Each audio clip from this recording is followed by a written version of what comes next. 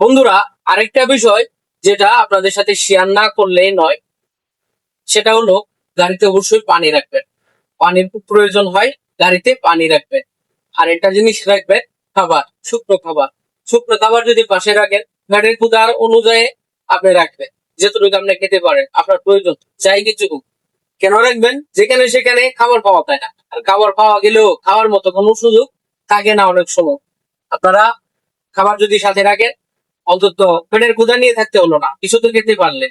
এই জিনিসটা রাখবেন। যারা লং জার্নি করেন, দূরে গাড়ি চালান, নতুন নতুন এসেছেন, জানেন না, তারা খাবারে কষ্ট করে। কেন করে? হঠাৎ করে সে জানে না কোথায় হোটেল আছে, কোন জায়গায় গাড়ি পার্কিং আছে, কোন জায়গায় নাই। সে সারাদিন না খাই থাকতে হয় গন্তব্যে না যাওয়া পর্যন্ত।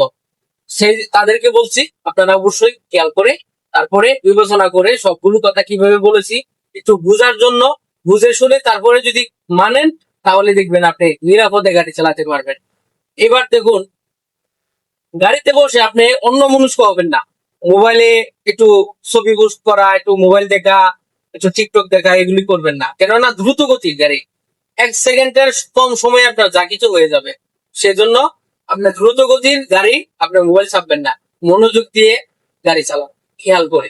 আর এইভাবে যদি চালান, তাহলে আপনার খুব বেশি সমস্যা হওয়ার কথা না, যেহেতু আপনি একজন সচেতন আর ভালো অভিজ্ঞ ড্রাইভার, এমনকি নিয়ম কানুন মেনে গাড়ি চালাচ্ছে। সেক্ষেত্রে আপনার খুব বেশি সমস্যা হওয়ার কথা না। আর আমি আশা করি আপনাদেরকে বুঝাতে পারছি, তাই না?